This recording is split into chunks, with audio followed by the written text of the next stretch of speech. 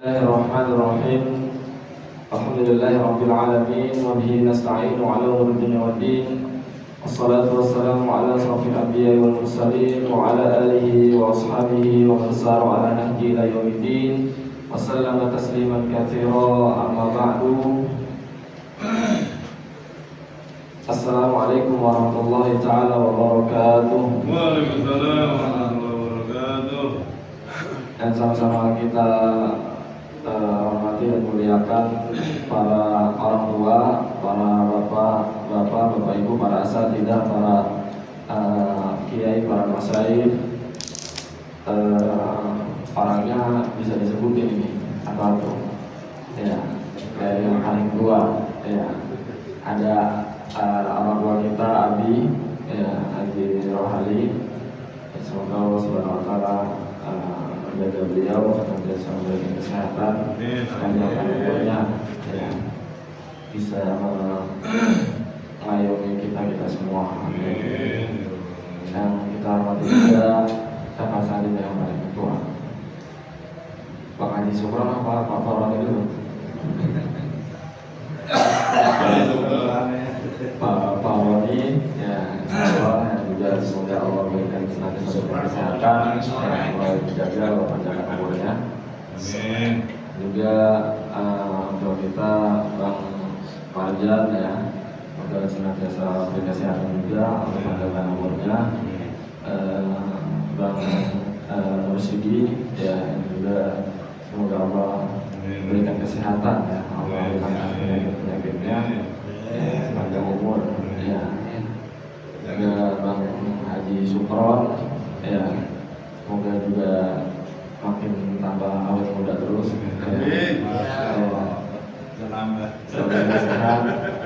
Ada juga rekan kita Bang Haji Sauri, ya, masalah jauh-jauh dari kota sebelah, ya, naik apa ya, naik bus kali ya, pesawat, ya, yang hadir, kita semoga Allah panjangkan umurnya, Allah sehatkan badannya, ya. Pak Sito, ya, juga semoga Allah berikan kesehatan. Bapak Hafiz, ya, semoga Allah berikan kesehatan. Kakanda Bang Zul, ya, Bang Mus, ya, terus ada Alim, ada Rian, ada Novian, dan ibu-ibu semua, para hadirin yang semoga kehadiran kita pada pagi hari ini, ya, tidaklah ketika kita keluar dari majelis ini melainkan Allah Subhanahu Wa Taala akan menghapuskan dosa-dosa kita, ya, menghapuskan dosa-dosa kita dan menggolongkan kita daripada hamba-hamba yang bertakwa, sehingga kita bisa berjumpa dengan Rasulullah SAW di surga Firdausnya. Amin ya rabbal alamin. Sebelum kita memulai majelis ini, ada baiknya kita sama-sama berdoa, ya, sebagaimana diajarkan oleh para guru-guru kita, para kiai kita. Bismillah, ikutin saya, ya. Bismillahirrahmanirrahim. Ya wayna at-ta'allum wa ta'lim wa naf'a wal intifa' wal ifadah wal istifadah wal hatha ala tamassuk bi kitabillah wa bi sunnati rasulillah wa du'a ila al-huda wa dalalah ala al-khair intiba'an bimardatihi wa thawabihi wa qurbihi subhanahu wa ta'ala. Subhanaka la ilma lana illa ma 'allamtana innaka antal alimul hakim.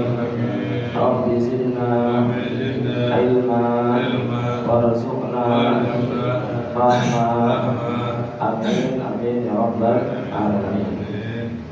Bapak Ibu hadirin yang dimuliakan Allah SWT, insyaallah pada pagi hari ini kita akan sama-sama menyelami, mempelajari mengenai tentang sirah nabawiyah, ya, sejarah kita punya nabi yang sempurna, Nabi Agung, Nabi Muhammad SAW. Karena semua daripada kita kalau ditanya, ya, apakah kamu cinta Nabi, apakah kita cinta Nabi, pasti jawabannya semua cinta. Ya, tidak ada satupun seorang muslim yang berani mengatakan dia tidak cinta Nabi. Karena ketika dia tidak mengatakan dia tidak cinta Nabi, ketika dia mengatakan dia tidak cinta Nabi, berarti belum sempurna keimanan dia, dan bahkan bisa terjatuh kepada kekufuran. Karena sudah kewajiban bagi seorang muslim, ya, untuk dia mencintai daripada nabinya, ya, untuk mencintai daripada nabinya.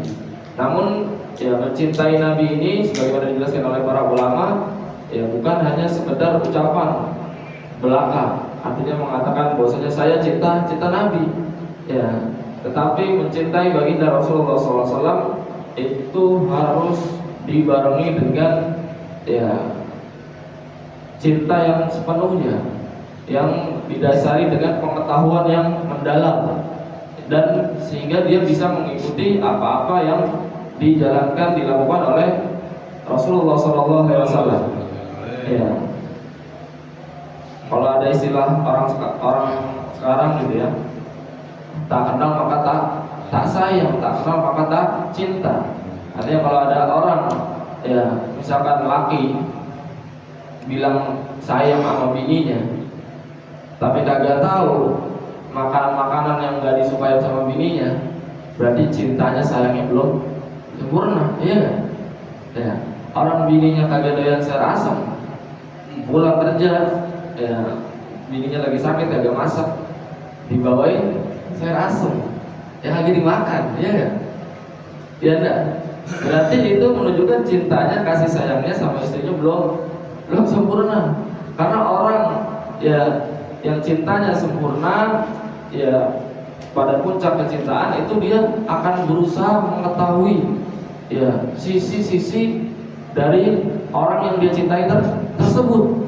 Ya, artinya kalau kita pengen mengetahui kadar kecintaan kita kepada baginda Rasulullah SAW, tinggal kita lihat seberapa besar, seberapa dalam pengetahuan kita tentang Nabi kita Muhammad SAW.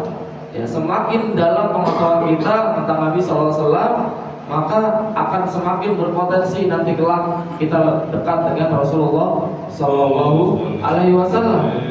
Ya, jadi harus seperti itu. Ya, sama ada ciri-ciri orang yang dia juga tandanya cinta kepada Nabi SAW, diantaranya banyak bersalawat kepada Nabi SAW.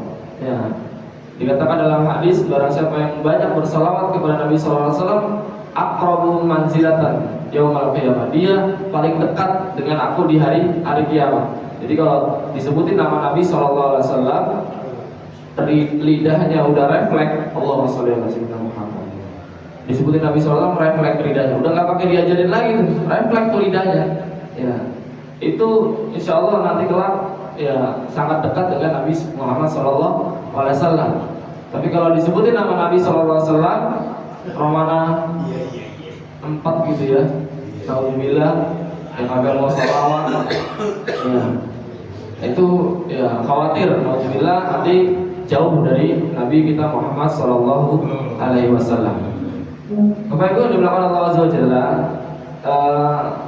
sengaja saya lanjut, tidak dari awal, ya, tidak dari Nabi Muhammad SAW lahir, ini sebagai pemantik, ya, kita mau sampai ke pertengahan, ya, artinya usia Nabi ini udah sampai 50 tahun.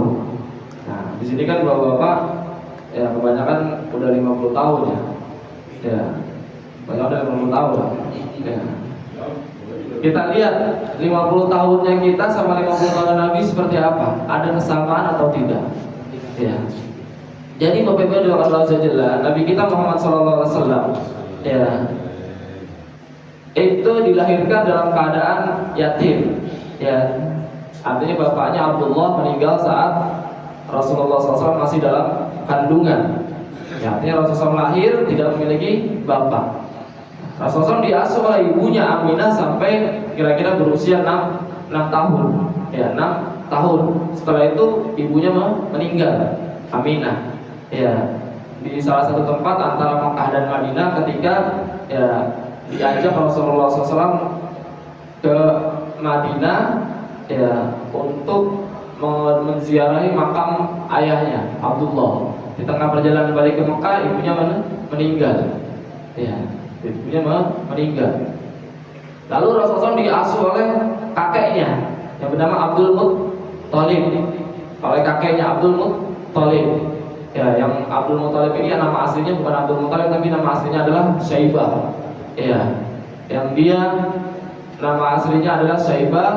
Ya, dia anak daripada Hashim, kakeknya bapaknya Abdullah. Ya, jadi Nabi Muhammad punya bapak namanya Abdullah, punya kakek namanya Abdul Muttalib, punya uyut lagi namanya Hashim. Hashim ini adalah penanggung jawab besar Ka'bah saat itu. Ya, dan dia mencetuskan perjalanan rihlah ke Syam. Ya, sebagaimana disebutkan dalam Al-Qur'an, li ila fi Quraisy ila fi rihlatas syita'i was shaif falyabudu rabb hadzal bait. Jadi di antara kebiasaan orang kafir Quraisy saat itu yang dicetuskan oleh Hashim, rihlah melakukan perjalanan ke Syam. Ya, melakukan perjalanan ke Syam. Ya, itu pada musim dingin sekali dan pada musim panas sekali. Nah, tempat transitnya itu adalah kota Madinah atau kota Yathrib saat itu. Ya, nah ketika singgah di Yathrib, ya Hashim ini sempat menikahi seorang wanita yang bernama Salma. Dinikahi, digauli, setelah itu ditinggalin lagi dalam keadaan hamil ke Syam. Ya, tinggal ke Syam, ternyata belum sempat balik ke Mekah udah meninggal si Hashim ini. Udah meninggal, tapi si Hashim sudah berpesan kepada seorang adik kandungnya yang bernama Al-Muttalib, adik kandungnya, bahwasanya saya menikah dengan seorang wanita di Yathrib dan dia sedang mengandung. Dan kalau nanti anak itu lahir dan menjadi besar, saya berwasiat dia yang akan menggantikan posisi saya menjadi pemimpin di Mekah untuk mengurusi Ka'bah. Iya. Nah, maka setelah peninggalan Hashim ini digantikan oleh Al-Muttalib. Ya, jadi PJ, penanggung jawab sementara sampai nanti anaknya yang lahir dari Salma ini besar, dewasa. Ya, ternyata lahirlah Salma bernama anaknya namanya siapa? Syaibah, diberi nama Syaibah karena udah memiliki uban terlebih dahulu pada baru lahir. Nah, ketika Syaibah ini udah besar, Al-Muttalib ini ingat, oh ya dulu bapaknya Hashim ngasih nasihat kalau kalau Al-Muttalib ini kalau Syaibah ini udah besar, maka dialah yang akan menjadi pemimpin Ka'bah untuk menggantikan ayahnya Hashim. Saya ini hanya sementara. Ya, maka dijemputlah Al-Muttalib ini ke Madinah, meminta kepada ibunya Salma untuk membawa Syaibah ke Mekah karena dia yang kelak akan menggantikan ya kepemimpinan Ka'bah, mengurusi Ka'bah, menggantikan ayahnya Hashim. Ya, dibawa, diboncengin pakai onta sampai di Ka'bah depan Mekah, dikerubungin oleh orang-orang Mekah saat itu. Orang-orang Mekah ngiranya yang diboncengin sama Al-Muttalib ini adalah budaknya. Ya, makanya disebut Abdul Muttalib. Budaknya, hamba sahayanya Al-Muttalib. Padahal itu adalah anaknya daripada Hashim atau keponakannya. Ya. Maka semenjak saat itu, mulai saat itu sampai sekarang dikenal ya kakeknya Nabi SAW ini yang aslinya namanya Syaibah, itu dikenal dengan Abdul Muttalib. Ya. Jadi gara-gara salah persepsi, tapi udah lanjut menyebar luas. Ya, walaupun sama gading-gading. Nah, selanjutnya Abdul Muttalib wafat. Ya, dia mengurus Rasulullah SAW dari umur 6 tahun sampai usia 8 tahun. Lalu setelah itu Rasulullah diurus sama siapa? Pamannya Abu Thalib. Abu Thalib ini adalah ayah daripada Ali bin Abi Thalib. Abu Thalib ini juga pembesar Quraisy. Dia ya sangat membela Nabi Sallallahu Alaihi Wasallam, sangat mencintai Nabi Sallallahu Alaihi Wasallam. Ya, bahkan keberadaannya itu membuat orang-orang kafir Quraisy tidak berani mengganggu fisik Nabi Sallallahu Alaihi Wasallam. Ya, diurusin oleh Abu Thalib, diajak berdagang dan lain sebagainya sampai besar. Singkat cerita sampai Nabi SAW diutus menjadi Nabi pada usia 40 tahun. Ya, ketika Nabi diutus menjadi Nabi, jadi Rasul, gangguan orang-orang kafir Quraisy itu semakin besar. Karena yang tadinya Nabi SAW nggak pernah ngacak-ngacak gangguin masalah keyakinan, masalah peribadatan mulai diganggu. Ya, karena Nabi SAW menyeru kepada tauhid, menyeru kepada ibadah kepada Allah Subhanahu wa taala. Ya. Nah, Nabi SAW awalnya pada usia 40 tahun dakwah secara diam-diam. Ya. 3 tahun namanya Nabi SAW dakwah secara diam-diam, artinya tidak terang-terangan di depan umum. Bisik-bisik, japri-japrian, ya. Kalau bahasa sekarang japri, belum ada HP, tapi ya bisik-bisik satu persatu diomongin. Ini ada ajaran yang benar, namanya ajaran Islam, menyembah kepada Allah, meninggalkan sesembahan berhala-berhala. Itu selama 3 tahun kurang lebih. Ya, setelah 3 tahun Nabi SAW mulai berdakwah secara terang-terangan. Berapa lama? 7 tahun. Jadi dari usia 40 sampai 43 itu diam-diam. Ya. Kalau diam-diam ini belum terlalu besar gangguannya. Nah, ketika mulai dakwah secara terang-terangan dari usia 43 sampai usia 50, ya, ini mulai ada gangguan-gangguan yang menyedihkan, ya, kepada sahabat-sahabat Nabi. Jadi orang-orang kafir Quraisy itu nggak berani nyolek Nabi SAW fisiknya, tapi yang mereka berani colek adalah sahabat-sahabatnya. Sahabat-sahabatnya disakiti, sahabat-sahabatnya disiksa, sahabat-sahabatnya dibunuh. Kenapa orang-orang kafir Quraisy nggak berani nyiksa Nabi kita Muhammad SAW? Karena di samping Nabi SAW ada siapa? Pamannya Abu Thalib, ya, yang mereka sangat segani. Nah, masuklah dengan pembahasan kita.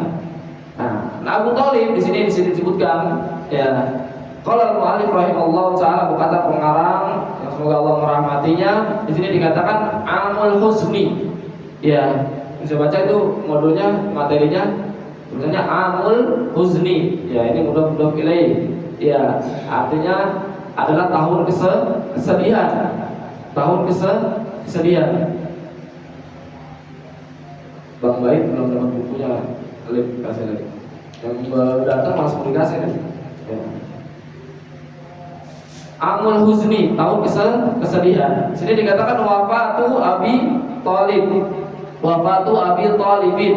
Wafatnya Abu Thalib. Ya.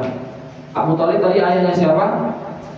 Ayahnya Ali bin Abi Thalib, khalifah Rasulullah SAW, yang khalifah Islam yang keempat. Sini dikatakan oleh muallif alaha al-maradu bi Abi Thalib. Nah, alaha al-maradu istadda, artinya semakin parah sakit yang dialami oleh Abi Thalib. Ya, ini dampak daripada boikot pengepungan orang-orang kafir Quraisy terhadap kaum muslimin yang berada di Mekah saat itu selama 3 tahun kurang lebih. Ya, mereka dilarang makan makanan itu masuk ke dalamnya. Ya, sampai ketika itu orang-orang Mekah mereka ada yang makan rumput dan lain sebagainya, walaupun sesekali mencuri-curi untuk bisa makan. Artinya peristiwa boikot tersebut sangat berdampak kepada kesehatan kaum muslimin saat itu, diantaranya Abu Thalib, sehingga beliau sampai jatuh sakit. Ya.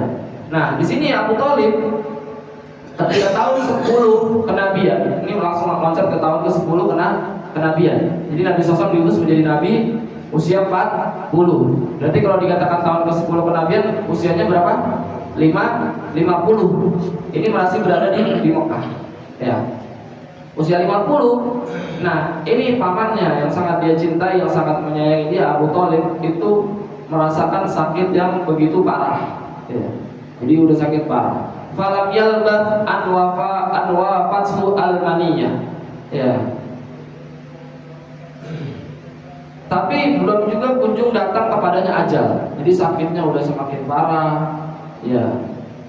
Hanya bisa berbaring di atas kasur, nggak bisa beraktivitas sebagaimana biasanya. Tapi ajal itu, kematian juga belum kunjung datang. Ya. Wa kanat wafatuhu fi Rajab. Ya. Dan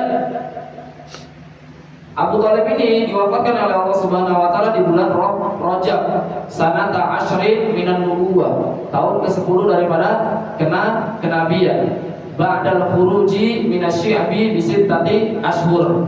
Setelah keluar daripada apa? Daripada syi'b, daripada pengepungan yang dilakukan, boikot yang dilakukan oleh orang-orang kafir Quraisy selama 3 tahun tersebut. Jadi setelah 6 bulan ya daripada keluar daripada pengepungan, sudah tidak lagi diboikot. Nah, Abu Thalib ini wafat. Ya. Waqilah tuwfiya fi Ramadhana qabla wafati Khadijah radhiyallahu anha bi 3 ayyam. Dikatakan meninggalnya itu, ada yang mengatakan juga riwayat yang lain, meninggalnya itu bulan Ramadan. Artinya sebelum wafatnya Khadijah radhiyallahu anha 3 hari. Karena Khadijah ini nanti disebutkan adalah wafatnya di bulan Ramadan, tahun ke-10 kenabian juga. Nah, ada yang mengatakan Abu Thalib itu wafatnya bukan di bulan Rajab, tapi di bulan Ramadan juga 3 hari sebelum wafatnya Khadijah. Tapi pendapat yang paling benar adalah bahwasanya Abu Thalib diwafatkan itu di bulan Rajab. Ya, bukan di bulan Ramadan. Yang di bulan Ramadan itu adalah Khadijah. Ini di tahun ke-10 kenabian, artinya usia Nabi 50 tahun. Wa fi sahihi 'anil Musayyib, dan di dalam sahih ya, dalam hadis yang sahih dari Sa'id bin Musayyib, anna Abu Thalib lamma hadaratul wafat dakhala alaihi Nabi sallallahu alaihi wasallam wa indahu Abu Jahl. Bahwasanya Abu Thalib ketika kematian itu hendak menjumpainya, itu Nabi sallallahu alaihi wasallam masuk ke dalam rumah Abu Thalib. Dan di saat itu di sisi Abu Thalib ada Abu Jahal. Ada Abu Jahal. Ya, kita kenal Abu Jahal ya, yang sangat memusuhi Nabi SAW, ya, memerangi dakwah Nabi SAW. Ya, sekalipun dia adalah paman Nabi SAW juga. Ya, jadi ini paman Nabi, sama-sama paman Nabi, tapi yang satu dia membela, membantu Nabi SAW, yang satu memerangi Nabi SAW. Faqala ya, berkata Rasulullah berkata nih kepada pamannya Abu Thalib, wahai pamanku, qul la ilaha illallah, ucapkanlah la ilaha illallah. Ya, artinya diminta untuk bersyahadat Abu Thalib, karena kita tahu Abu Thalib ini walaupun cinta kepada Nabi, membela dakwah Nabi, tetapi Abu Thalib ini belum bersyahadat, belum masuk Islam. Maka di akhir ayatnya Nabi SAW ingin Abu Thalib ini masuk Islam. Ya, pengen Abu Thalib ini masuk Islam, maka didatangi dan diminta untuk bersyahadat. Ya, katakan kalimatan uhajilaka biha indallah, yang dimana kalimat ini bisa aku jadikan hujah, aku jadi bisa bela engkau di hadapan Allah Subhanahu wa taala. Ketika misalkan engkau ingin dimasukkan ke neraka, aku bisa bela engkau di hadapan Allah Subhanahu wa taala bahwasanya engkau telah mengucapkan kata la ilaha illallah, yang dengan ucapan itu membuat engkau berhak masuk surga. Makanya kita Bapak Ibu bersyukur ya. Kita bersyukur sekali sampai saat ini, sampai detik ini Allah masih memberikan kepada kita hidayah Islam. Ini jangan disepelekan, ini nikmat ini besar sekali. Besar banget.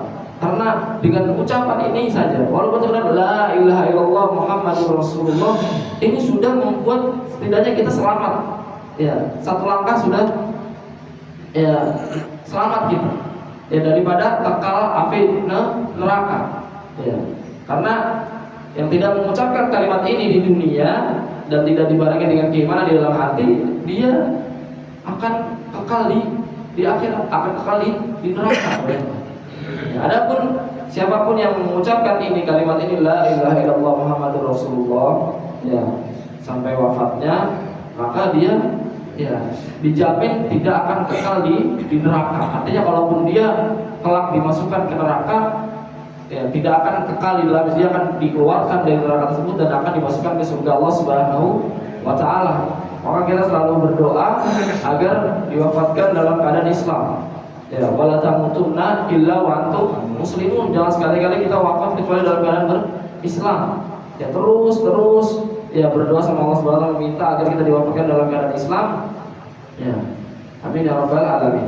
Faqala Abu Jahal wa Abdullah bin Abi Umayyah, dan ketika itu di sisi Abu Thalib ada Abu Jahal sama Abdullah bin Abi Umayyah.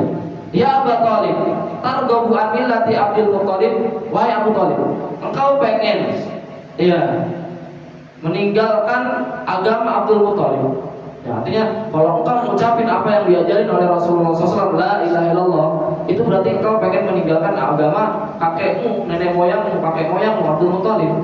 Ya, falam yazala yukallimahu hatta qala akhir syai'in kallamahum bihi an millati Abdul Muttalib. Ya, terus Abu Jahal sama Abdullah bin Abi Umayyah terus ulang-ulang. Ente pengen ninggalin agama Abdul Muttalib, ente pengen ninggalin agama sekarang, ente pengen masuk Islam, ente pengen ikutin Nabi. Jangan. Agama yang sekarang lebih baik.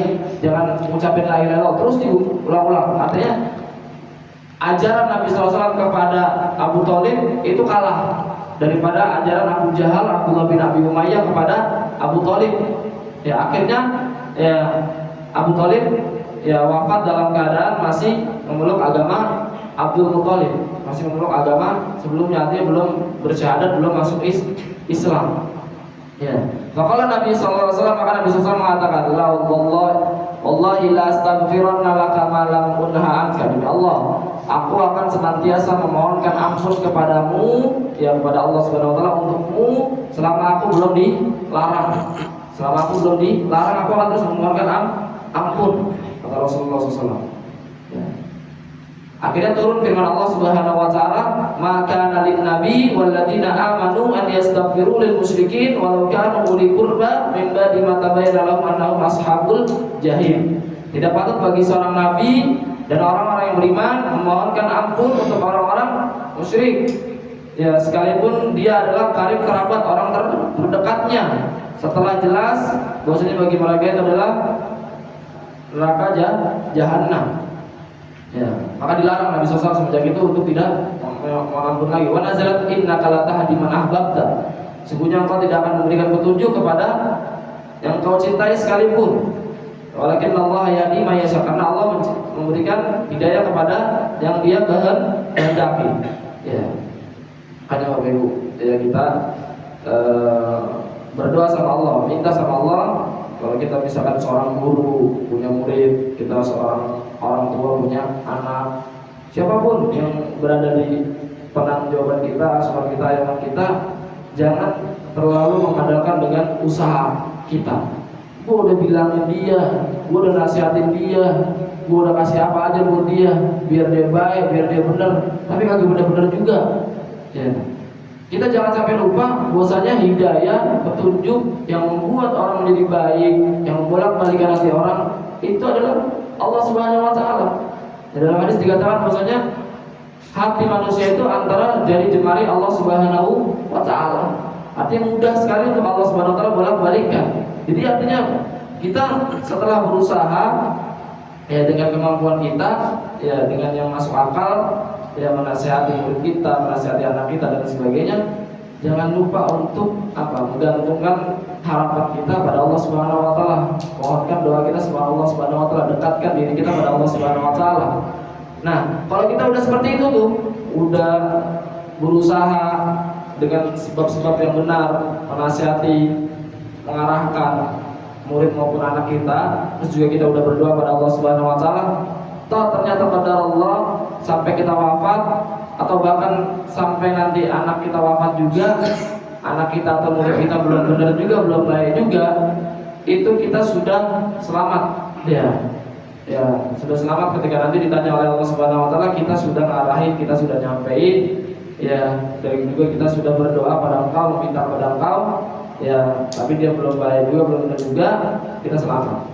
Ya, yang penting kita sudah berusaha, karena nanti urusan hidayah itu ada di tangan Allah Subhanahu wa taala. Penting usahanya itu di dunia yang Allah lihat, yang Allah catat. Allah nggak lihat dia jadi baik apa kagak, tapi yang Allah lihat usahanya. Ya, ada orang yang agak usaha, kagak pernah ngarahin anaknya, kagak pernah ngarahin muridnya yang baik-baik bener, tapi muridnya jadi baik, tapi anaknya baik bener jadi. Terus berarti dia selamat nanti di akhirat? Belum tentu. Ya. Karena yang dilihat sama Allah Subhanahu wa taala apa? Usahanya, prosesnya, bagaimana usaha dia untuk ya mengarahkan anak tersebut. Bisa jadi anak tersebut itu jadi baik, jadi soleh, bukan wasilah karena orang tuanya, karena orang lain. Nah, makanya kita sebagai orang tua jangan berhenti untuk berusaha dan berdoa pada Allah Subhanahu wa taala. Lanjutkan, wala hajata ila bayani makana alaihi Abu Thalib min al-hayyati wal man'i. Jadi di sini muallif menyebutkan tidak perlu kita menjelaskan tentang bagaimana orang-orang itu menghalangi menghalangi Abu Thalib ya untuk supaya Abu Thalib ini masuk Islam. Faqad kana al-hisna alladhi tahtami bihi da'watu al-islamiyyatu min hajamatil kubara was-sufaha. Ya, karena Abu Thalib ini sudah sangat membentengi, melindungi Nabi SAW dalam dakwah Islamnya daripada serangan-serangan para pembesar-pembesar dan orang-orang bodoh dari orang-orang Quraisy. Walakinnahu baqiya ala millatil asya min ajdadihi. Tapi memang Abu Thalib ini masih berada dalam agama nenek moyangnya. Falam yufriqul falah, sehingga dia tidak beruntung. Fa fi sahih anil Abbas bin Abdul Muttalib, dalam hadis yang sahih dari Abbas bin Abdul Muttalib, qala lin Nabi sallallahu alaihi wasallam, ma aghnaita an ammika fa innahu kana yahutuka wa yardubu laka. Ya. Kenapa engkau tidak memberikan pertolongan kepada pamanmu? Sungguhnya dia telah melindungi kamu. Ya. Dan dia sudah melindungi kamu, menaungi kamu, mengayomi kamu. Maka Nabi SAW, aku sudah memberikan kebermanfaatan kepada pamanku. Kata Nabi SAW, huwa fi dahdahin minan nar. Nih Bapak Ibu. Jadi ternyata Nabi SAW itu memberikan syafaat kepada Abu Thalib. Ya, sampai Abu Thalib itu ya tidak berada di neraka yang paling dalam. Abu Thalib ini berada di neraka yang paling dangkal. Fi dahdahin minan nar. Walaula ana lakana fid darkil asfali minan nar. Kalau bukan karena aku, sungguh paman Abu Thalib ini berada di neraka yang paling dangkal. Ya. Jadi di neraka yang paling cetek. Di situ disebutkan selanjutnya tablughu ka'bai, hanya sampai pada apa? Ya, telapak apa namanya? Mata kakinya doang. Ya, mata kakinya doang. Ya, semoga kita dijauhkan dari siksa neraka. Ya udah dijauhkan. Jangan berharap kalau masuk ya masuknya yang cetek-cetek aja lah. Jangan. Cetek aja kagak.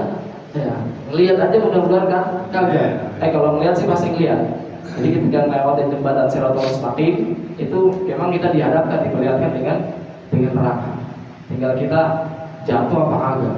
Itu doang. Kalau lihat. Tapi kalau masuk ya mudah-mudahan enggak. Ya. Walaupun nyetek doang jangan sampai. Jadi jangan doanya sama Allah SWT, ya Allah, ampunilah dosaku, masukkan aku ke surga.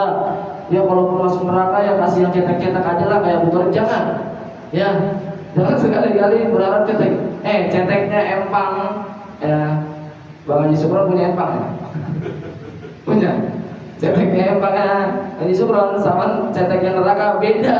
Ya, kalau ceteknya empang itu masih kita bisa senang-senang gitu ya. Ya. Kalau ceteknya neraka jangan. Ya. Ya. Itu bisa membakar apa namanya dari bawah sampai atas kepala itu. Selanjutnya Khadijah ila rahmatillah. Nah tadi berarti wafatnya Abu Thalib. Sekarang istrinya Khadijah. Wa ba'da wafati Abi Thalib binahu syahraini aw bi thalathati ala ikhtilafil qaulain. Setelah wafatnya Abu Thalib 2 atau 3 bulan, ya ada 2 pendapat. Antara 2 atau 3 bulan setelah wafatnya Abu Thalib. Berarti kalau Rajab ke Ramadan berapa bulan Ibu? Habis Rajab apa? Sya'ban. Habis Sya'ban Ramadan. Jadi dari Rajab ke Ramadan itu kurang lebih 2 bulan.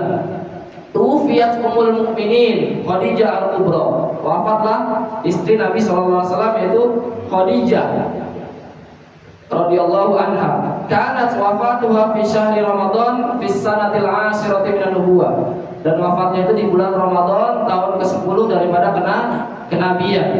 Walaha khamsun wa sittuna sanah. Dan saat itu berusia berapa? 65 tahun. Jadi Khadijah wafat usianya 65 tahun. Berarti Nabi usianya berapa? 50 tahun. Jadi usia antara Nabi SAW dengan Khadijah itu bedanya 15 tahun. Khadijah lebih tua. Karena ketika Khadijah menikah dengan Rasulullah SAW, Khadijah ketika itu usianya 40 dan Rasulullah SAW usianya 25. Berarti kalau Khadijah usia 65, berarti usia Rasulullah SAW 50. Artinya usia 65 Khadijah wafat. Iya. Wa Rasulullah SAW idzaka fil khamsina min umrihi.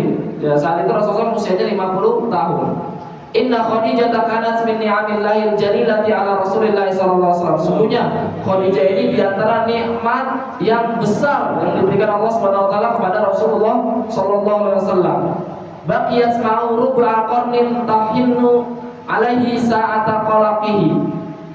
Yang menemani bersama Rasulullah SAW itu kurang lebih seperempat abad. Berarti 25 tahun. Dari usia 40 sampai usia 65, Khadijah telah menemani Rasulullah SAW 25 tahun. Ya, ini Bapak Ibu usia pernikahannya udah lebih ya. Salah ya. Awet langgeng ya. Sampai ini kalau sampai akhir ya, ada akhir hayat, terus bersama tanggal ya. Kalau nanti bininya meninggal duluan, lakinya kagak nikah lagi gitu kan, itu doa bini kan ya.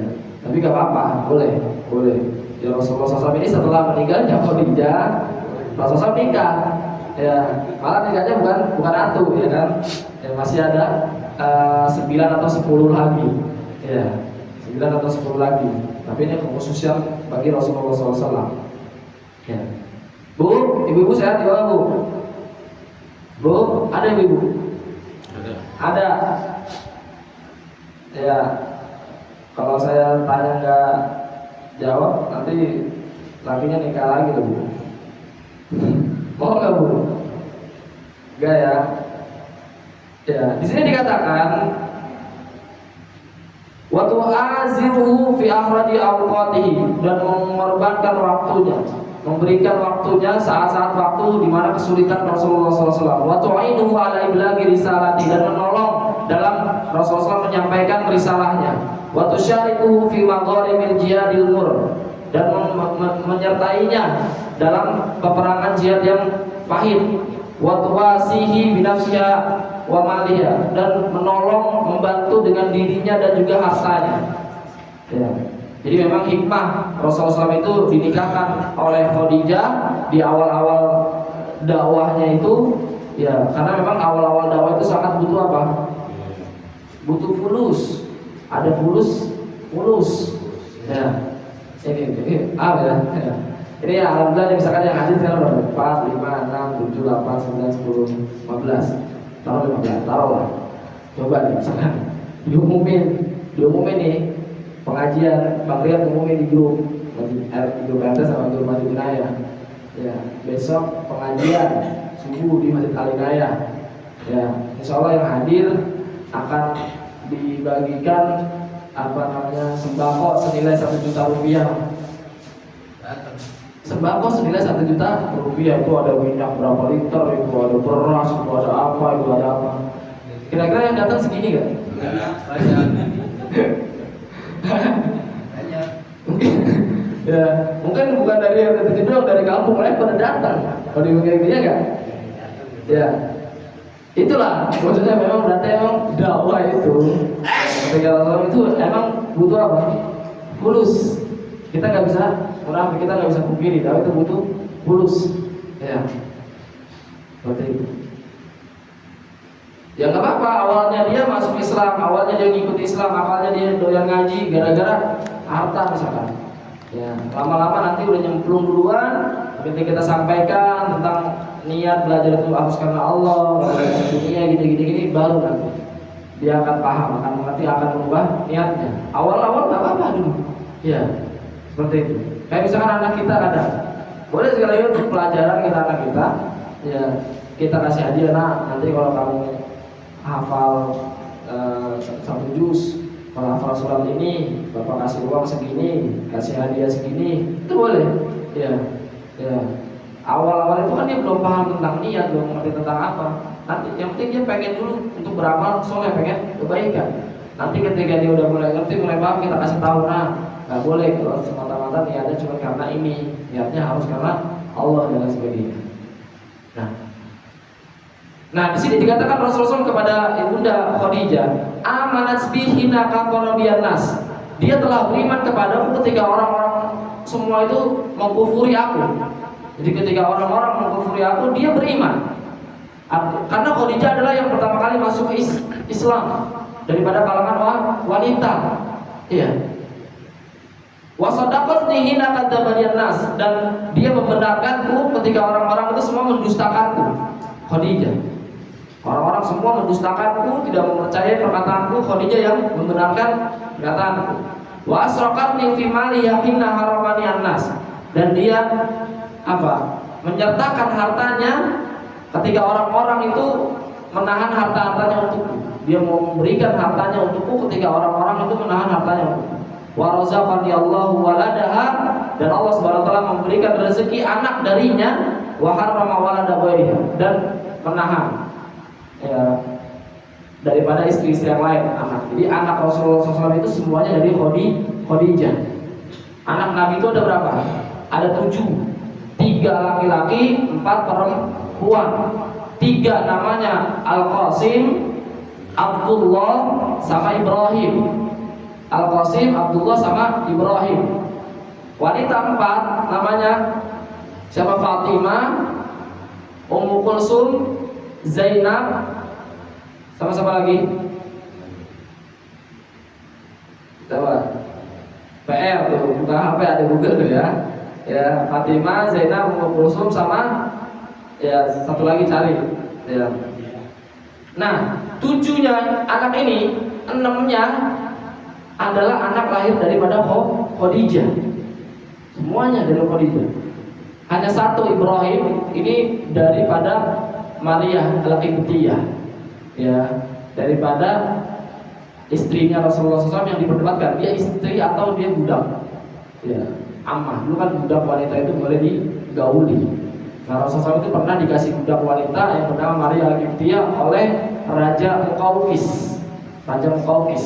Ketika Rasulullah mengirimkan surat kepada raja-raja di penjuru negeri, di antaranya yang menerima surat tersebut adalah Raja Muqawqis.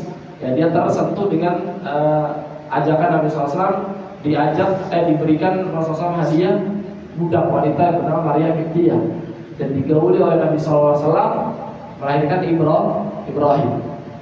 Ya, itu semua dari Khadijah. Jadi Khadijah ini istimewa sekali. Ini ada. Ya. Dan di dalam Sahih dari Abi Hurairah, qala ata Jibril Nabi sallallahu alaihi wasallam. Jibril itu pernah mendatangi Nabi sallallahu alaihi wasallam. Faqala ya Rasulullah. Lalu Jibril mengatakan kepada Rasulullah, wahai Rasulullah, hadhihi Khadijah, ini adalah Khadijah. Qad atat maha inaun fi damun aw ta'amun aw syarabun. Telah datang kepadamu dengan membawa apa? Ina, wadah yang di dalamnya ada lauk pauk, ada makanan, ada minuman. Fa idahi atatka faqra alaihi salam min rabbiyya. Kalau dia datang kepadamu, ya artinya kalau Khadijah datang kepadamu Rasulullah SAW, dia sampaikan salam kepadanya dari Tuhannya. Wa basyirha bi baitin fil jannah, dan berikan kabar kepadanya tentang rumah di surga. Min qasabin, dari qasabin dahab, dari emas. La sakhaba fihi wala nasaba. Ya, yang di dalamnya tidak ada hiruk pikuk dan keletihan. Jadi Allah Subhanahu wa taala telah memerintahkan malaikat Jibril untuk menyampaikan kepada Rasulullah SAW bahwasanya Khadijah ini telah mendapatkan jaminan surga dan sudah disediakan rumahnya di surga terbuat dari emas yang segalanya pun ada. Itu tentang keutamaan Khadijah. Selanjutnya Tarakumul Ahzan.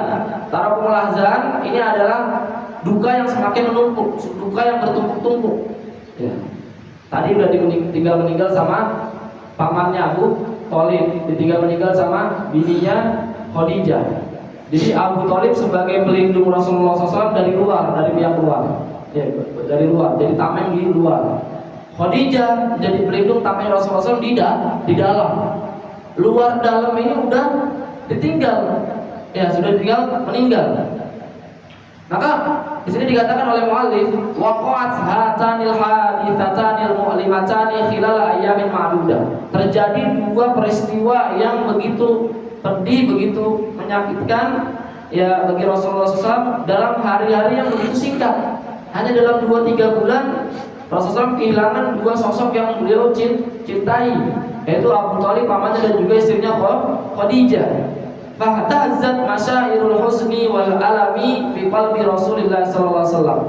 Ya, maka semakin bertambah kesedihan ya dan rasa sakit hati Rasulullah sallallahu alaihi wasallam. Ini fitrah. Jadi kalau misalkan ada saudara kita yang dia menangis ketika meninggal sama orang tuanya, jangan kita bilangin kayak begini, biar kita marahin, ngomelin. Nggak boleh nangis. Itu kan udah takdir, semua milik Allah. Ya, udah pasti Allah ada waktunya untuk ambil. Jangan nangis. Kamu nggak beriman sama takdir kamu. Ya, nggak begitu. Ini Rasulullah SAW aja yang sempurna imannya, ya dah, yang kecintaannya kepada Allah, pengetahuannya tentang Allah Subhanahu Wa Taala, pengetahuan tentang takdir, itu nangis. Ya, ditinggal meninggal oleh istrinya dan juga pamannya, sedih. Jadi nangis itu sedih adalah fitrah. Ya, tetapi yang diajarkan oleh Islam kepada kita, apa yang kita lakukan setelah menangis itu? Artinya, maksudnya bagaimana sikap kita ketika menangis itu? Ya, diantaranya tidak boleh. Ya, laisa minna man latamal hududa wa syaqqal juyuba wa da'a bid'awal jahiliyah. Bukan bagian dari golonganku ketika misalkan ada yang meninggal daripada orang yang dia cintainya, dia mukul-mukul pipinya. Nangis sampai mukul-mukul marah-marah, mukul-mukul, narik-narik rambutnya, melempar-lempar gelas dan lain sebagainya. Ya. Nyobek-nyobek apa? Bajunya. Syaqal juyuba, nyobek-nyobek bajunya. Wada'a bid'awal jahiliyah, dan teriak-teriak. Teriak-teriak enggak karuan, kayak orang enggak waras. Nah, itu yang dilarang. Ya. Jadi nangis secukupnya saja, sesuai dengan fitrahnya saja, tanpa melakukan hal-hal demikian. Ya, karena itu adalah daripada kebiasaan orang-orang jahiliyah. Ya. Malam tazal tatawala alaihi masaibu min qaumihi. Terus ujian-ujian musibah daripada kaumnya menimpa kepada Nabi SAW. Faqad kanu tajarra'u alaihi wa kashafu bin nakali wal adza ba'da mauti Abi Thalib. Nih, jadi setelah peninggalan Abu Thalib, peninggalan Khadijah, orang-orang kafir Quraisy itu semakin berani kepada Nabi SAW. Yang tadinya nggak berani nyolek fisik Nabi SAW, itu jadi berani. Yang tadinya cuma yang dicolek itu sahabat-sahabatnya doang. Ketika Abu Thalib wafat, jadi berani nyolek fisik Nabi SAW. Nah, di sini disebutkan, ya. Fasdada ghamman ala ghamin hatta ya'isa minhum. Ya, jadi bertambah rasa sedih, rasa sakit Nabi SAW ditinggal meninggal orang dicintai. Habis itu tambah berani orang-orang kafir Quraisy terhadap dirinya. Maka akhirnya Nabi SAW keluar ke kota Taif. Nah, makanya saya sampaikan tadi 3 tahun pertama Nabi SAW dakwah di Mekah secara diam. Selanjutnya 7 tahun, dari tahun ketiga kenabian sampai tahun ke-10 kenabian, Nabi berdakwah secara terang-terangan, tapi masih di dalam kota Mekah. Artinya dari tahun ketiga sampai tahun ke-10 kenabian, Nabi SAW dakwah secara terang-terangan, tapi masih di dalam kota Mekah. Nah, setelah 10 tahun berdakwah di kota Mekah, Nabi SAW itu berdakwah terang-terangan keluar kota Mekah. Nah, keluar kota Mekah yang pertama kali disinggahi oleh Nabi SAW itu adalah kota Taif. Ini kurang lebih sekitar 90 sampai 100 km. Ya, insya Allah nanti Bapak Ibu ya yang udah melaksanakan haji maupun umroh dan belum berkunjung ke kota Taif, nanti insya Allah akan mudahkan ya untuk berkunjung ke kota Mekah sehingga berkunjung ke kota Taif. Dan yang belum melaksanakan ibadah haji dan umroh, semoga Allah lapangkan rezekinya, Allah mudahkan, Allah panggil untuk datang ke tanah suci Makkah dan Madinah sehingga nanti bisa berkunjung ke kota Taif ini. Ya, jadi jaraknya itu 90 kilo sampai 100 kilo. Ya, kurang lebih kalau naik bus itu ya 3 jaman. Ini Rasulullah SAW pergi ke sana itu agak naik bus.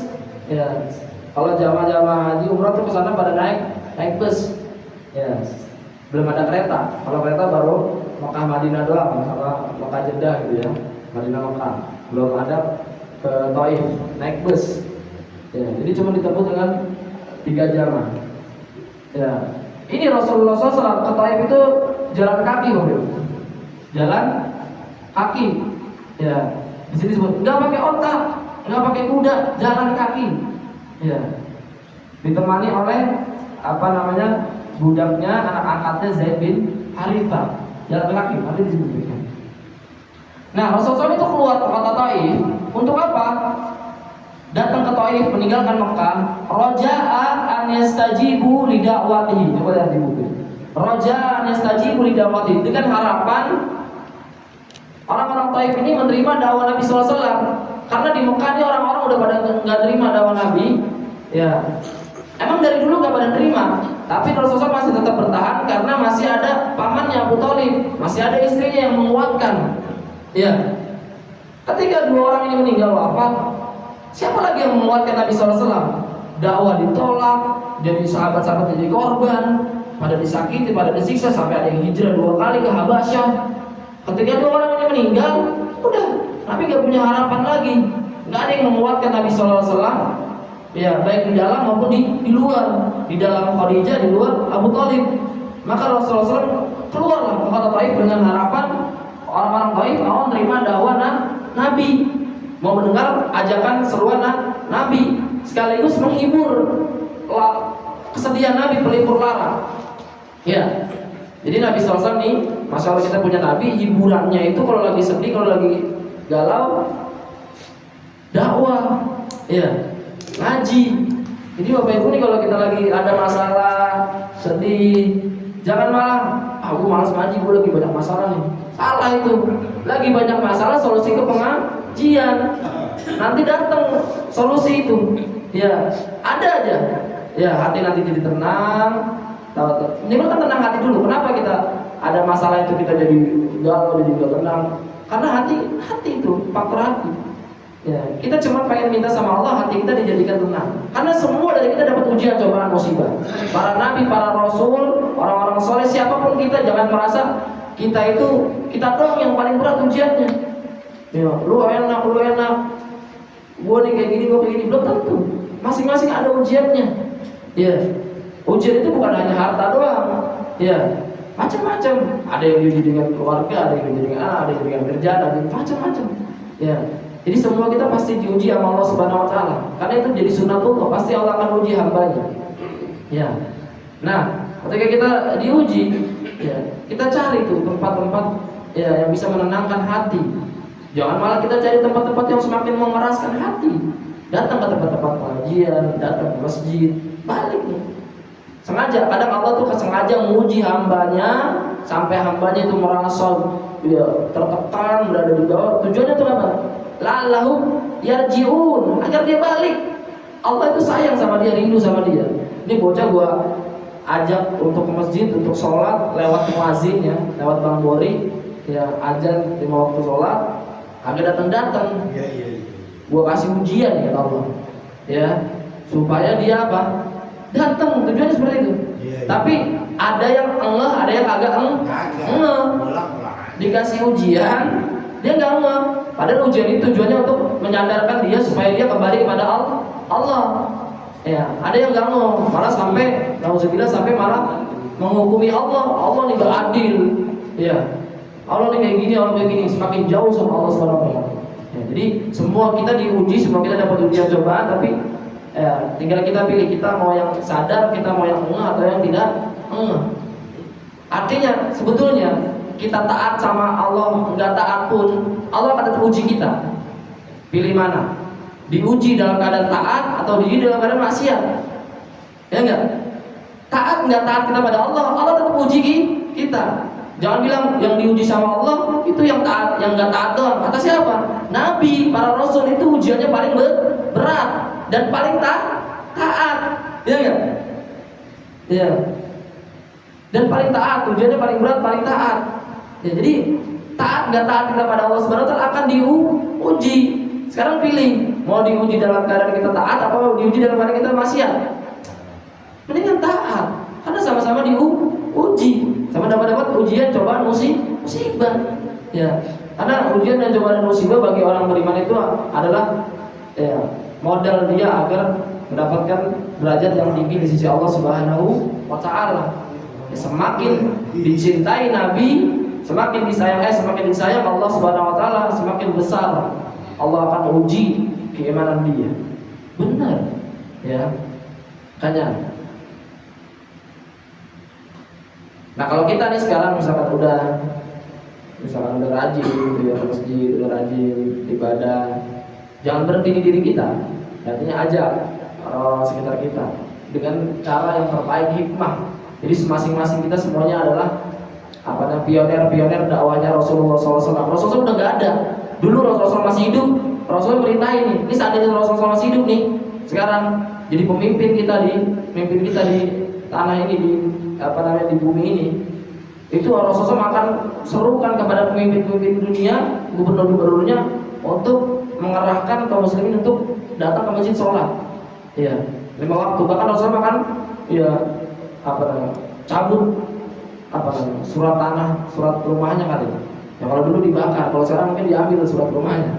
Ya ditahan sama pemerintah bebas. Ya enggak? Selama dalam ketaatan boleh kita taat sama pemerintah, selama dalam kebaikan. Barangkali bisa gitu. Tapi sekarang kan nggak ada, Rasulullah SAW nggak ada.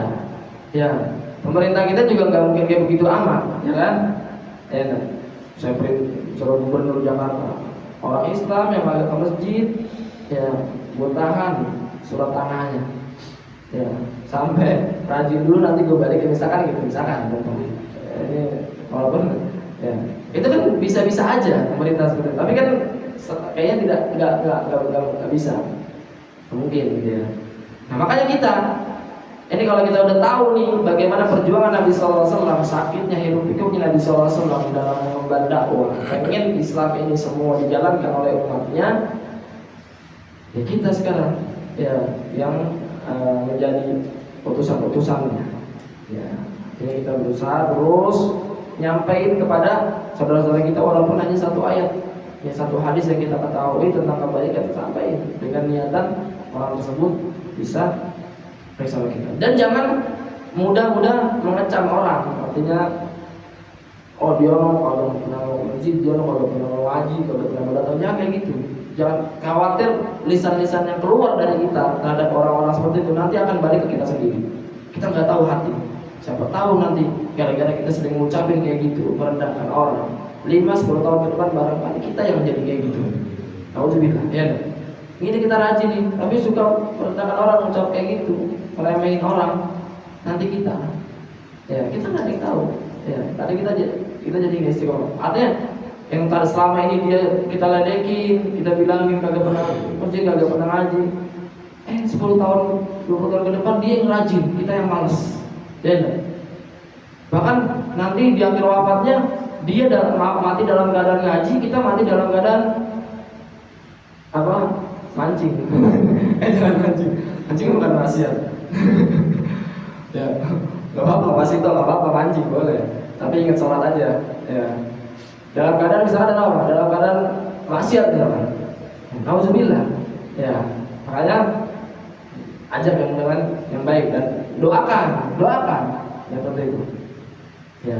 Sekarang nih yang ngaji misalkan 10-15 orang, doain nanti seminggu depan atau 2 minggu lagi nambah 30 gitu. Ya. Aja.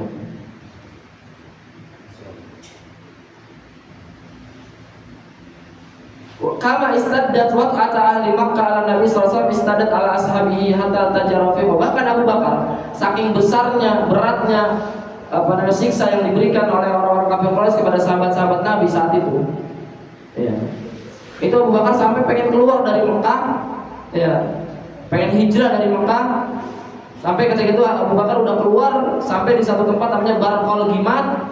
Hatta balagha Barqal Ghimat yuridu al-Habasyah, dia pengen ke Habasyah tujuannya Abu Bakar. Farjahu Ibnu Duguna fi jiwari.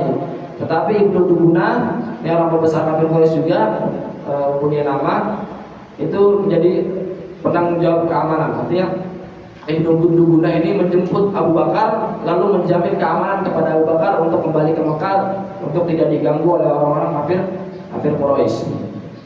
Ini dikit lagi. Qala Ibnu Ishaq, lamma halaka Abu Thalib nalat Quraisy min Rasulullah sallallahu alaihi wasallam min al-adha ma lam tatma bihi fi hayati Abi Thalib. Ya. Nih, ketika Abu Thalib meninggal, orang-orang Quraisy itu semakin bebas dalam mengganggu Nabi SAW, ya, dalam menyakiti Nabi SAW. Dan dia jadi leluasa, jadi bebas mengganggu Nabi SAW. Setelah lama dia menahan-nahan. Ketika Abu Thalib masih ada, dia nahan-nahan nih, nggak berani nyolek fisik Nabi SAW, dia tahan-tahan. Maka begitu Abu Thalib wafat, yang selama ini dia tahan-tahan itu dia keluarin semuanya. Ya. Hatta qaradahu Safiyun min Sufai Quraisy, sampai ya orang-orang bodohnya itu, orang-orang Quraisy, pada tara ala rasi turaban, berani naruh debu di atas kepala Nabi SAW. Sampai udah seperti itu. Tadinya nggak berani nyolek fisik aja, nggak berani. Ya. Ini sampai udah berani naruh debu di atas kepala Nabi SAW, diremehin betul Nabi. Nggak punya paman yang melindungi, nggak punya istri yang menjaga.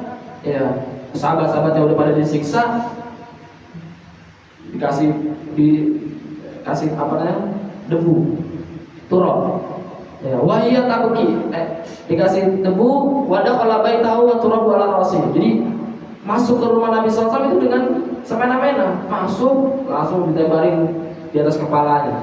Faqamat ilaihi idabanati, sampai salah satu anak perempuannya itu berdiri bangun, ya, faja'alat taghsilu anhu turab wa hiya tabki, lalu membersihkan ya debu-debu yang berhamburan di kepala Nabi SAW, di badan Nabi SAW, dan menangis.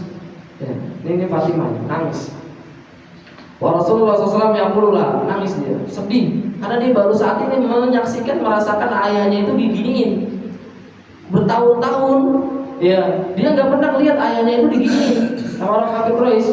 Dia selama ini paling lihat sahabat-sahabatnya, tapi baru ini dia melihat Rasulullah SAW itu direndahkan serendah-rendahnya oleh orang kafir Quraisy. Ya, sampai muda seenaknya masuk ke rumah Rasulullah SAW, ditaburin debu, ya, diledekin dan lain sebagainya.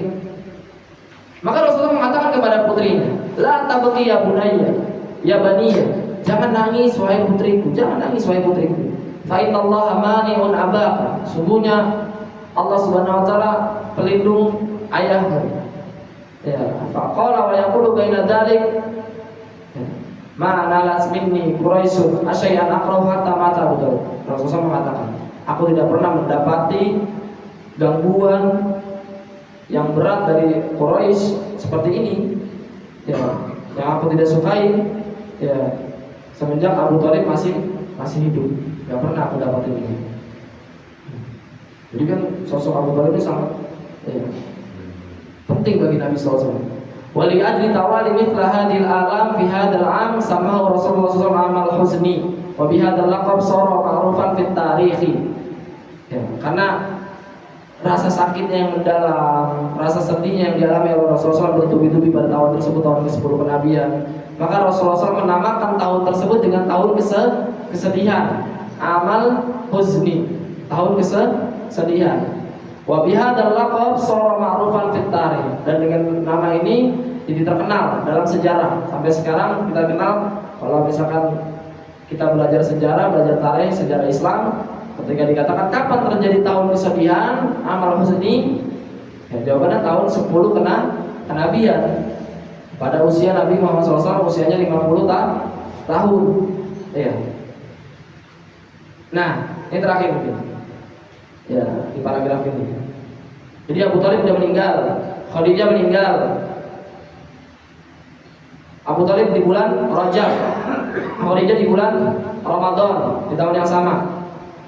Nah, setelah itu Rasulullah SAW, ini sebelum hijrah ke Taif, sebelum pindah ke Taif, Rasulullah SAW apa? Az-zawaju bi Saudata radhiyallahu anha. Rasulullah menikah seorang wanita yang bernama Saudah binti Zam'ah.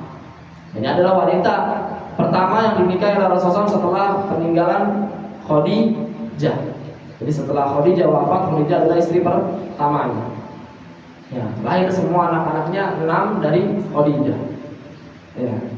Khadijah wafat di bulan Ramadan, ya, nggak nyampe 2 bulan, sebulan Rasulullah langsung menikahi, melamar seorang wanita yang bernama Saudah binti Zam'ah. Nah, ini Rasulullah SAW apa namanya ini banget. Ini ada nih orang-orang yang nggak suka sama Islam, musuh Islam, ya, nyari titik-titik lemah Rasulullah untuk menjatuhkan Rasul, untuk menjatuhkan Islam. Salah satunya di sini. Rasul katanya sedih, ditinggal Abu Thalib, ditinggal Khadijah. Baru belum sebulan udah nikah lagi. Ya, kalau emang dia benar-benar sedih harusnya tar dulu lah. Iya, ya orang-orang muslim. Ya, apa namanya? Kita balas jawabnya gini. Lihat, Rasulullah habis nikah sama Saudah. Apa yang Rasulullah lakukan? Ngapain? Bapak Ibu, kalau kita habis nikah kita ngapain? Bulan madu, ke mana? Ke puncak, ke Bali, ke Jawa, jalan-jalan, iya nggak? Enggak. Lihat, Rasulullah SAW habis nikah sama Saudah, ditinggalin Saudah. Kemana? Ke Taif. Jadi Rasulullah ke Taif itu nggak ngajak Saudah. Berdua doang sama Zaid bin Harisah. Padahal kalau Rasulullah mau, gue habis nikah nih, habis kawin nih, gue pengen bulan madu ke Taif, ngadem, enak di Taif tuh. Jadi Bapak Ibu, Taif itu adalah puncaknya Arab Saudi. Jadi kalau di sini ada puncak ya, Megamendung itu apa, Pangrango, puncak lah pokoknya, Warpat ya, baik sering ke sana tuh. Ya. Ya, apa namanya, makan Indomie gitu kan. Puncak lah pokoknya, suasananya sejuk, adem, pohon rindang, ada pegunungan. Ya. Arab Saudi punya Taif, adem, sejuk, ya dingin. Kalau di Mekah lagi panas, dia di sana nggak panas. Kalau di Mekah lagi dingin, di sore menggigil. Iya. Jadi kalau lagi musim dingin ke sore tuh pakai jaket bahkan dingin. Ya. Ya. Kalau Rasulullah mau memang ini kan, ajak tuh saudara. Kerja kayak gitu. Ya. Dan saudara ini adalah bukan biker, bukan apa namanya, perawan, bukan perawan. Ya. Kalau memang Rasulullah adalah macam-macam. Bapak Ibu kalau tahu sematan-sematan orang-orang orientalis, ya, orang-orang liberal terhadap Islam, terhadap Rasulullah SAW, itu menyakitkan kata-katanya. Ya. Ya. Dibilang Rasulullah SAW ini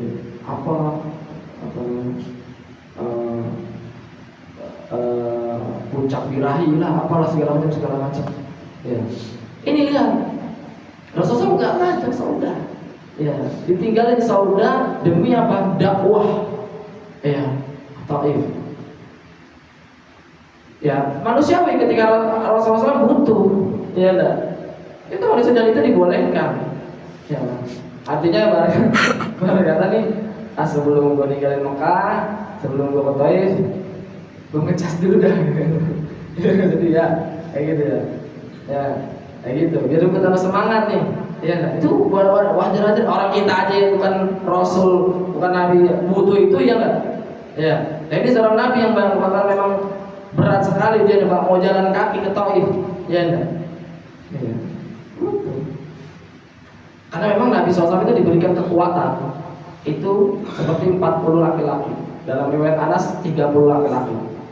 Jadi kekuatan kita ini dibanding Nabi SAW dalam hal apapun, termasuk dalam berhubungan dengan istri, itu Nabi SAW 40-30 kali lebih kuat daripada kita. Ya. Nabi SAW pernah mengelilingi istri-istrinya hanya dalam waktu 2-3 jam. Ya. Digilir semuanya tuh. Ya. Bengong. Jadi bayang. Nah ini terakhir, paragraf terakhir tentang Saudah. Wa fi Syawal min hadhihi sanah, dan di bulan Syawal tahun ini, tahun 10 kenabian, tazawwaja Rasulullah sallallahu alaihi wasallam Saudah binta Zam'ah. Rasulullah menikahi Saudah binta Zam'ah, Saudah putrinya Zam'ah. Wa kana mimman aslama qadima, dan Saudah ini termasuk yang masuk Islam di awal-awal. Artinya dia sudah masuk Islam di awal-awal. Ya.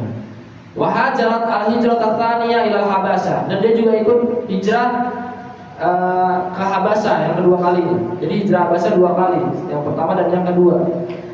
Dan Saudah termasuk ikut hijrah ke Habasyah.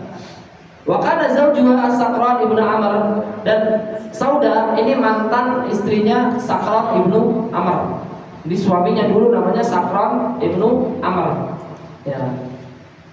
Sama, dia juga masuk Islam ya terlebih dahulu sama Saudah juga ikut hijrah bareng-bareng juga ke Habasyah.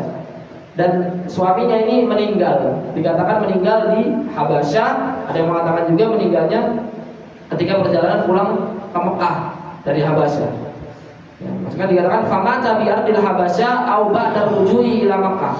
Mati di tanah Habasyah. Habasyah itu Bapak Ibu sekarang meliputi Ethiopia, Sudan, ya apalagi, ya itulah sekitar situ. Habasyah itu seberangnya Arab Saudi, ya dibatasi oleh Laut Merah. Seberangnya Jeddah, ya dibatasi Laut Merah itu ada Ethiopia, ada Sudan, itu Habasyah dulu. Ya, pemimpinnya dulu namanya Najasyi. Dia beragama Nasrani, dia ikut kepada Romawi. Ya, jadi ibaratnya gubernurnya Romawi di di Afrika. Ya. Tapi dia sangat baik, adil.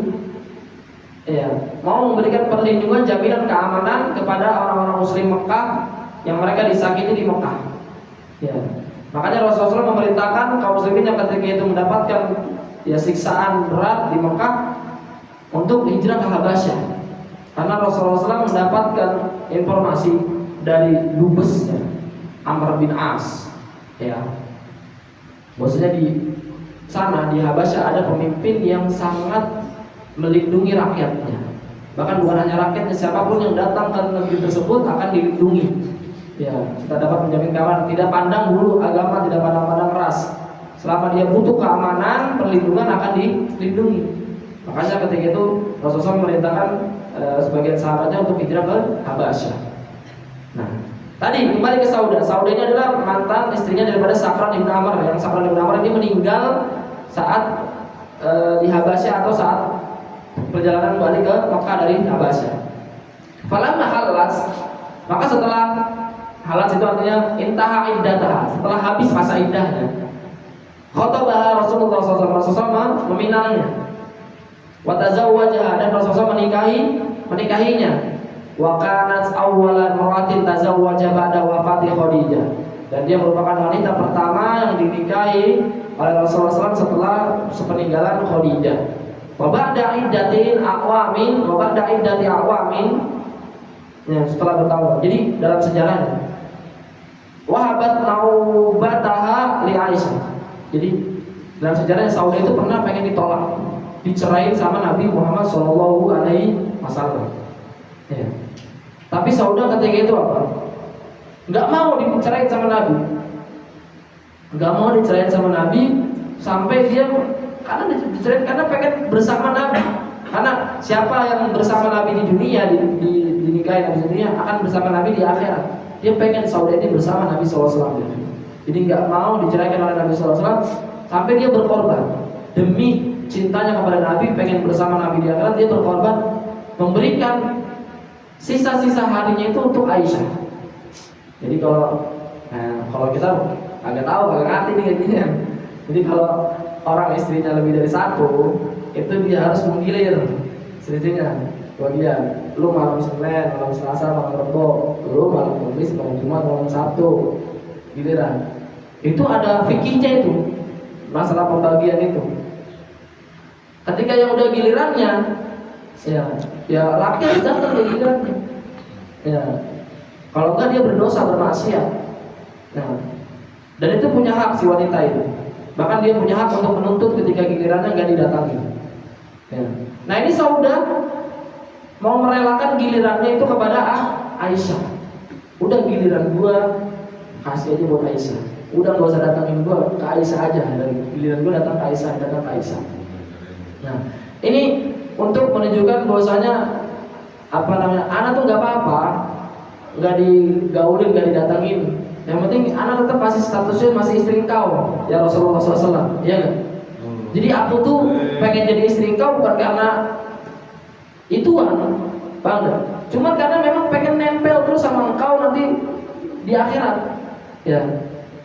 Masih berstatus istri Rasulullah SAW, ya. Seperti itu.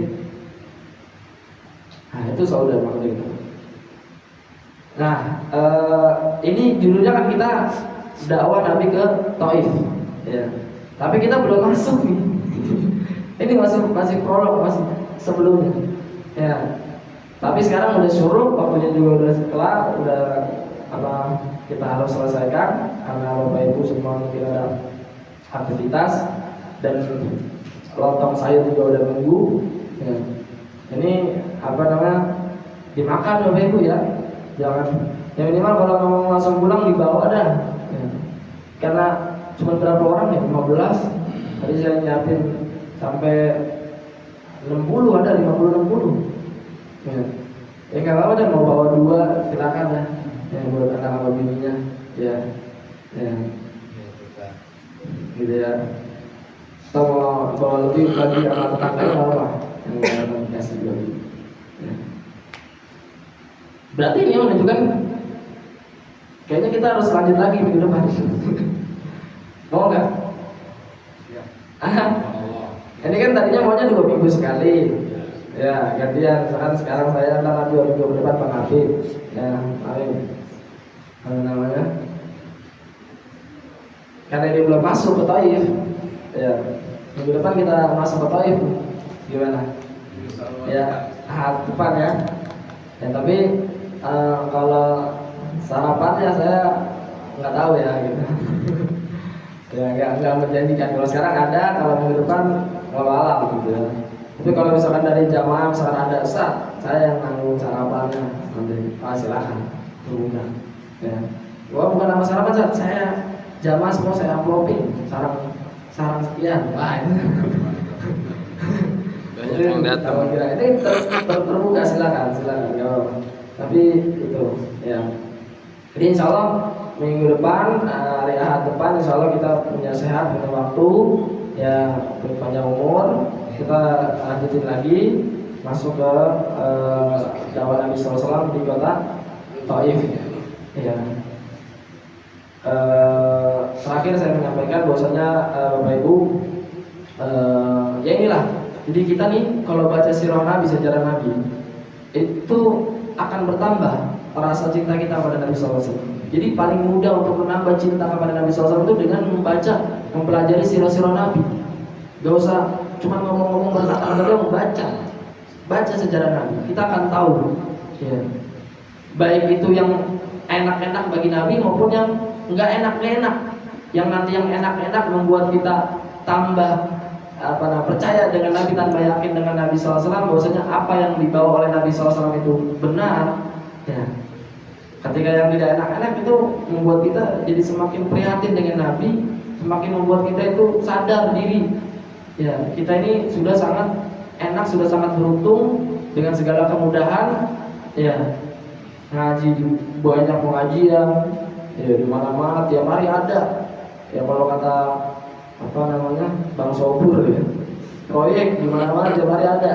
Ya, tiap malam ada proyek. Ya, proyek, gitu kan. Ngaji di mana aja. Ya, apalagi bulan-bulan ini Rabiul Awal, Rabiul Tsani, Maulid muluan di mana-mana. Ya. Itu kita punya saudara Arif kan lagi Arif karena tadi malam dia nemenin di rumah sakit sampai jam 3 pas setengah 3. Ya, nggak hadir. Kan ada mulu tiap malam ada aja di mana sama jadi pendamping yang satu rasa sinah ya nemenin kemana. Ya coba sampai kita ini Arif punya guru binian kali ya, punya guru tahlilan secakung kali ya, apa aja ya, ada. Ya nggak apa, ini udah nikmat sekali gitu, kemudahan dengan segala kemudahan kita. Berbeda dengan keadaan dulu Rasulullah dan para sahabat, pengen menunjukkan keislamannya aja itu sulit.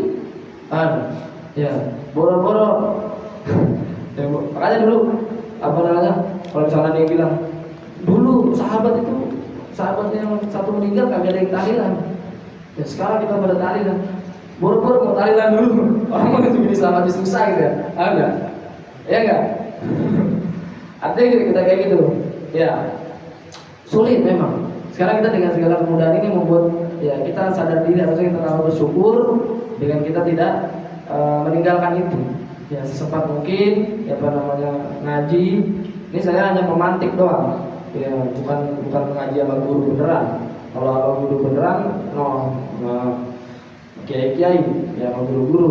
Malam Sabtu misalkan sama Kiai Sambasi di masjid Alidaya, subuh Selasa pagi sama Kiai Parudin di masjid di Sodri, ya dan macam-macam lagi pengajian di mana-mana. Itu sama kiai-kiai sama guru-guru. Ini mas saya hanya pemantik doang, ya. Ada mau kalimat biar kayaknya Bapak Ibu punya semangat gitu untuk ngaji, dan yang ibu-ibu juga, apalagi ibu-ibu juga pengajian di mana-mana, ya enggak, ya. Umi itu tiap hari dia nganterin ngaji, ada gitu kan? Ya ada aja buat tiap hari, ada Sabtu di mana, ada Ahad di mana, ada Senin di mana. Setidaknya sehari seminggu lah, dia punya pengajian yang rutin, ya karena itu nanti yang akan menjadi saksi kita di depan Allah Subhanahu Wa Taala. Ini di dunia dulu aku pernah ngaji bareng-bareng sama mereka. Jangan sampai kita nggak punya saksi di dunia, saksi teman ngaji bareng-bareng. Ya, apalagi yang kalau kita kaji adalah tentang syariat, tentang sirah nabawiyah, itu. Dan ini menjadi pemompa bagi Bapak Ibu untuk mau, ya, kalau nanti buka YouTube nih di rumahnya pakai HP, yang dibuka yang agak bermanfaat dikit lah, sejarah Rasulullah SAW ke Taif, gitu loh, sejarah meninggal istrinya, sejarah Rasul terjadi tahun ke-7 Hijri apa, perang ini, perang itu, ya, ini ya ada amal sedikit lah, apa namanya paket datanya itu, wifi-nya itu, ya. Yang dibuka itu apa? Sejarah, pengajian dan sebagainya. Jadi bukan yang apa namanya, maaf nggak bermanfaat terus gitu. Ya, jadi ini memantik. Syukur-syukur misalkan ada yang beli, wah enak tuh ngaji sirah, baca sejarah Nabi. Gue pengen beli bukunya, ya beli bukunya. Ya, di Shopee ada Sirah Nabawiyah, harganya 320.000, 200.000. Aduh, mahal banget. Tapi kalau beli HP 2 juta, 3 juta dibeli, ya, murah katanya. Ya, beli buku 200-300, aduh mahal banget. Kayak gitu tuh kita, ya, ya. Motor gonta-ganti tiap tahun. Beli buku 200-300 mahal banget. Ya. Iya. Mau kalau giliran buku maunya yang murah, ceban 20.000 atau fotokopian. Ya, giliran barang-barang mana yang baru, yang asli, ya kan? Agama yang bekas. Nah, itulah kita, saya juga semuanya. Dan coba kita rubah, ya, rubah ini kita, mindset kita, mobil kita. Padahal pembelajaran kita, pembelian kita, beli kitab, beli buku, beli apa-apa aja yang buat ilmu itu, ini apa namanya yang kekal abadi, yang akan kita tuai nanti di akhirat. Adapun harta-harta yang kita belikan, beli HP, beli mobil, beli apapun, ini semua nanti akan kita tinggalin, ya. Tapi buku-buku sejarah semuanya itu nanti yang akan kita tuai terus, ya, mengalir terus pahala kita, ilmu kita yang kita pelajari sampai ke akhirat, sampai berjumpa dengan Allah Subhanahu Wa Taala. Semoga Allah Subhanahu Wa Taala senantiasa memberikan kita semua kesehatan. Yang saat ini sedang diberikan sakit, semoga Allah angkat penyakitnya, diberikan kesabaran, semoga bisa beraktivitas seperti sedia kala, ya, dan semoga siapapun yang saat ini sedang dilanda ujian, musibah, cobaan, ya, semoga Allah berikan jalan keluar, berikan solusi, ya. Yang saat ini sedang dilanda dengan hutang, semoga Allah mudahkan untuk melunasi hutang-hutangnya, ya, diluaskan rezekinya, lapangkan rezekinya, dan kita berdoa untuk anak-anak kita, keluarga kita, saudara kita juga, semoga Allah sehatkan mereka, panjangkan umurnya dalam ketaatan. Yang siapapun anak-anak kita, saudara kita yang sedang belajar menuntut ilmu, ada yang di sini, ada yang di pesantren, ada yang di mana, semoga Allah kuatkan, Allah jadikan ilmunya bermanfaat, ya. Dan kita semoga diberi istiqomah karena Allah Subhanahu Wa Taala dalam ketaatan dan dalam meninggalkan kemaksiatan. Ala hadihi wa ala kulli sholihah. Nahmadu Nabi Muhammad sallallahu alaihi wasallam. Al-Fatihah. A'udzu billahi minasyaitonir rajim. Bismillahirrahmanirrahim. Alhamdulillahirabbil alamin. Ar-Rahmanir Rahim. Maliki yaumiddin. Iyyaka na'budu wa iyyaka nasta'in. Ihdinas siratal mustaqim.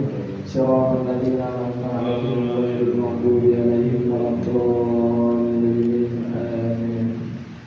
Sekian dari saya, kurang lebihnya mohon maaf. Kalau ada salah kata, salah ucap, kalau ada kebaikan itu datang dari Allah, kalau ada keburukan, kekurangan itu datang dari diri pribadi dan dari syaitan. Subhanakallahumma wa bihamdika asyhadu an la ilaha illa anta astaghfiruka wa atubu ilaik. Assalamualaikum warahmatullahi wabarakatuh. Waalaikumsalam warahmatullahi wabarakatuh. Bapak Ibu jangan lupa untuk melakukan sholat sunnah, ya, sholat sunnah syuruk ya, 2 rakaat